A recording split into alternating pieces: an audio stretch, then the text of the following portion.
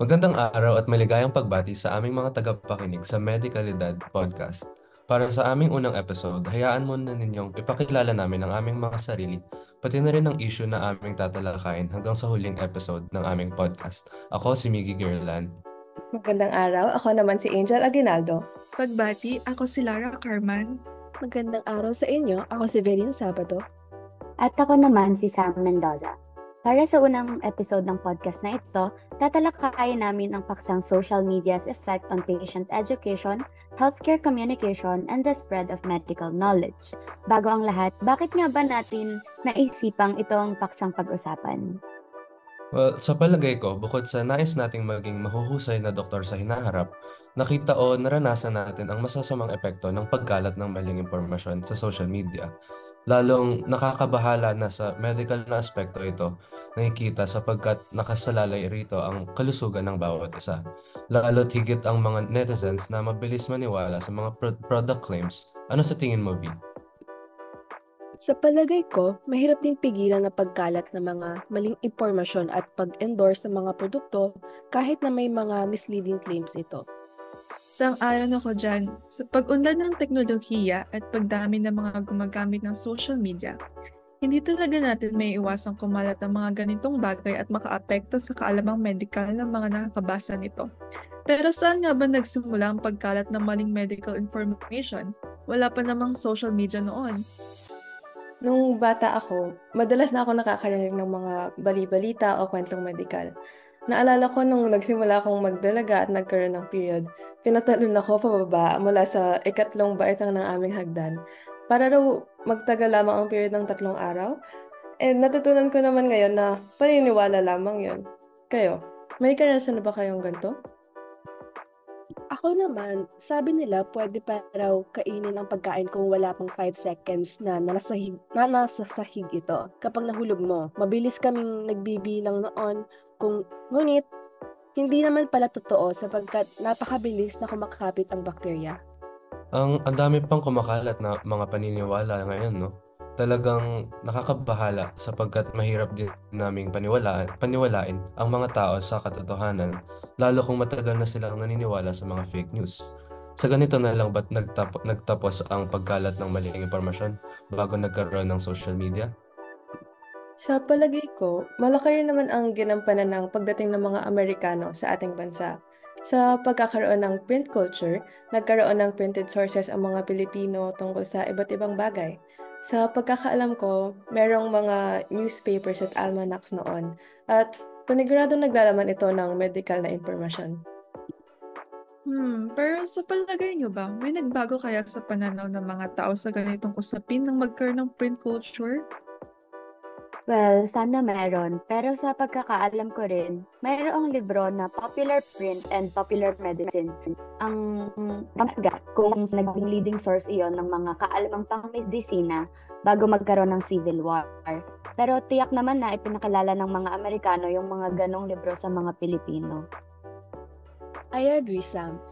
Sa palagay ko, nakatulong ang American print culture sa pagbubukas ng bagong perspective, pati na rin sa pagpapaunlad ng sakop ng mga balita at pagsasaayos ng usaping pampubliko. Marahil ay nagkaroon na simula noon ng credible sources sapagkat nakasulat na ito. Sa tingin nyo ba may mga masasamang dulot pa rin iyon ngayon?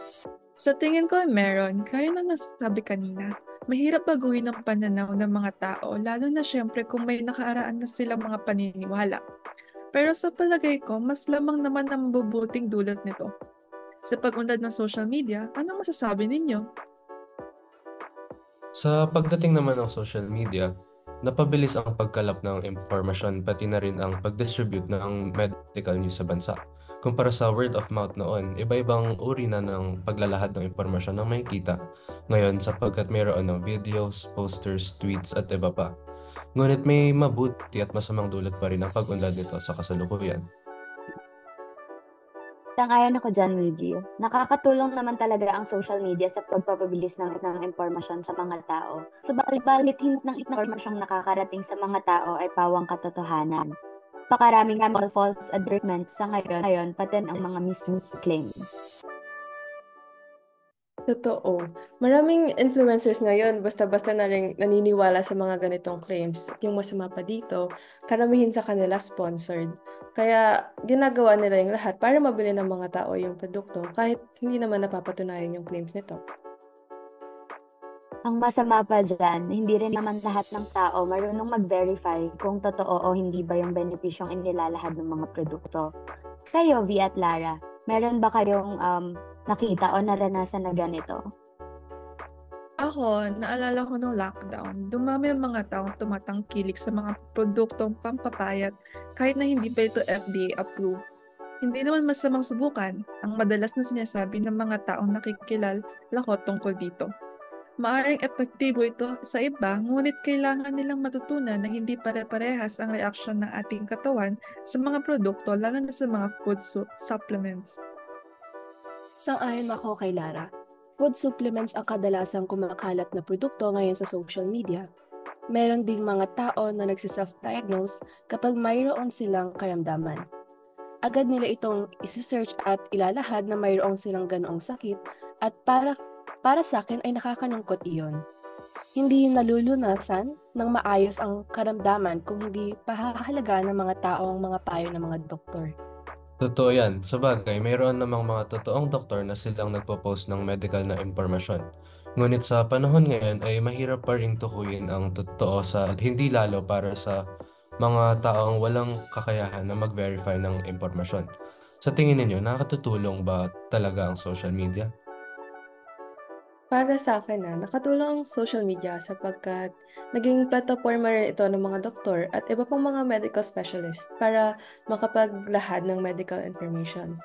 Pero sa palagay ko din, mas mapapabuti pa ang epekto nito sa mga tao kung may kipagtulungan ang social media platform sa verified government agencies na namamahala sa mga ganitong uri ng issue at problema gaya na lamang ng DOH at FDA. Tama ka dyan, Angel. Sa tingin ko, naging makabuluhan na ang pag-uusap natin ngayon. Ang problema ng pagkalat ng medical na impormasyon ay nagsimula pa noon. Umunlad lamang ang distribution nito dahil sa American print culture at pag-usbong ng social media.